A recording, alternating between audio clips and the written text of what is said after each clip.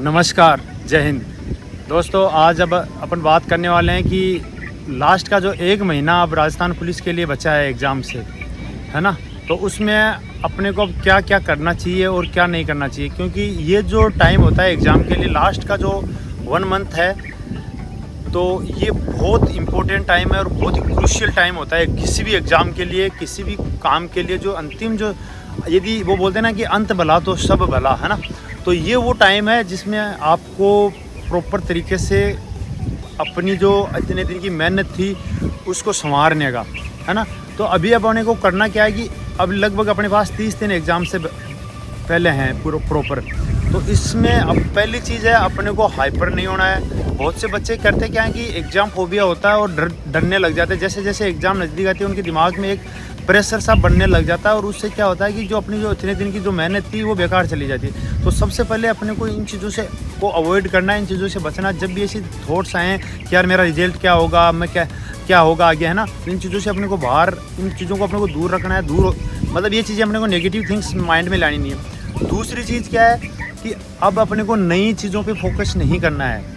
यदि अपन ने कुछ टॉपिक रह भी गए हैं, ऐसा लगता है कि कोई टॉपिक बहुत इंपॉर्टेंट है जिससे ज़्यादा वेटेज है, तो कवर कर सकते हैं। बाकी जो अपन ने अब तक जो पढ़ा है उसको प्रॉपर तरीके से अब रिवीजन करना है। अब अपने को कम से कम भी 3 बार रिवीजन करना है। अपना टारगेट ही होना चाहिए कि 10 दिन में एक बार रिवीजन हो, 10 दिन में फिर दोबारा और 10 दिन में 3 बार, है ना? फास्ट रिवीजन करना है ताकि, और हर टॉपिक को कवर करते हुए इस तरीके से कि प्रूफ रीडिंग जिस तरीके से होती है ना, क्योंकि अब अपने पूरा लगभग अच्छे तरीके से खूब टाइम मिल गया मेरे हिसाब से राजस्थान पुलिस के लिए अपने को।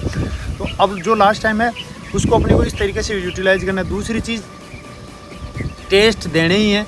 आप ये सोचो कि अब टेस्ट नहीं दें, है ना? अब क्योंकि अब आप टेस्ट दोगे तो ये लगेगा कि यार टाइम बहुत वेस्ट हो रहा है, लेकिन वो वेस्ट नहीं हो रहा है, वो टाइम आपका बहुत यूटिलाइज हो रहा है, समझ लेना आप। अब आप क्योंकि जब टेस्ट दोगे ना तो आपके पूरे एक साथ जब टेस्ट देते तो पूरा सिलेबस कवर होता है। तो अपना पूरा सिलेबस एक बार दिमाग से निकल जाए। जैसे एक क्वेश्चन आता है तो उससे रिलेटेड काफ़ी चीज़ें अपने दिमाग में आ जाती हैं, तो पूरा सिलेबस कवर होता है उसमें, है ना? तो टेस्ट तो डेली या 2 दिन से एक लगाना ही लगाना है ना? और उसका एनालिसिस भी करना, मतलब 2 घंटे का टेस्ट हो गया, 1-1.5 घंटा उसका रिवीजन हो गया, एनालिसिस हो गया, 3-4 घंटे ये हो गए। और 3-4 घंटे 5 घंटे डेली आप ऐसे करोगे, 7-8 घंटे यदि आप रेगुलर स्टडी करोगे तो मुझे नहीं लगता कि कोई दिक्कत होने वाली है। और लगभग 10 दिन में आप इतना ही सिलेबस है उसको आप कवर कर लोगे मोटा मोटा, है ना? तो इस तरीके से स्ट्रेटेजी प्लान करनी है। मेरी जो स्ट्रेटेजी थी यही थी, क्योंकि मैं रिवीजन में ज़्यादा बिलीव करता हूँ, क्योंकि आप जितना ज़्यादा बार दिमाग से निकालोगे चीज़ें कैच होती जाती हैं, एक, है ना? और वो अपनी जो स्थायी मेमोरी है उसमें जाके फीड होती रहती है। और वो अपने को लगेगा ऐसा, जैसे जैसे एग्ज़ाम नज़दीक आएगा तो एक ये चीज़ हर स्टूडेंट के साथ होती है कि यार मुझे कुछ याद नहीं रहा। तो उस चीज़ से घबराने की कोई ज़रूरत नहीं है। वो पढ़ी हुई चीज़ें, मेहनत की हुई चीज़ें स्थायी मेमोरी में रहेंगी। जैसे अपने पास क्वेश्चन आएगा ऑटोमेटिकली वो उसका आंसर अपने आप आ जाएगा, है ना? ऑप्शन देखते ही अपने को याद आ जाएगा कि ये आंसर होगा, है ना? तो घबराने की ज़रूरत नहीं है। नींद प्रॉपर लेनी है। सबसे मैं पहले भी आपको बोल चुका हूँ और अब फिर बोल रहा हूँ, नींद प्रॉपर नहीं लोगे डिप्रेशन आएगा 100% है। एग्ज़ाम फोबिया को पास में नहीं आने देना। एग्ज़ाम का डर आने नहीं देना। बहुत एग्ज़ामें आ रही हैं, पटवार की आ रही है, वीडियो की हालांकि डेट आगे बढ़ चुकी है, तो वो भी आपको और फ़ायदा हो जाएगा। SI के फॉर्म आज स्टार्ट हो चुके हैं, है ना? तो घबराने की ज़रूरत नहीं है। और लास्ट टाइम में केवल रिविज़न पे फोकस करना है। जो स्टूडेंट इस 1 महीने को यूटिलाइज कर गया और अच्छे से 2 से 3 बार रिवीजन कर गया, समझ लेना वो पक्का श्योर सिलेक्शन ले जाएगा।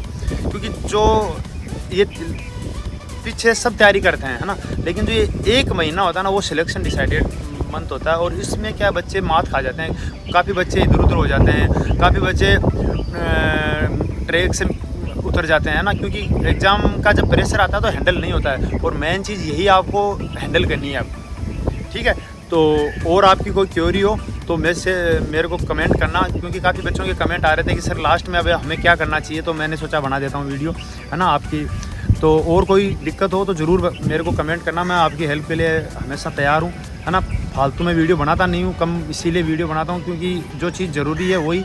और सोशल मीडिया से ज़्यादा दूर रहना है। 1 महीना और बचा आपके लाइफ को डिसाइड करने के लिए, तो 1 महीने आप और सन्यासी बन के रह लो, फिर आप आराम से अपनी ज़िंदगी मस्ती से जहाँ जिस तरीके से जीना, ठीक है?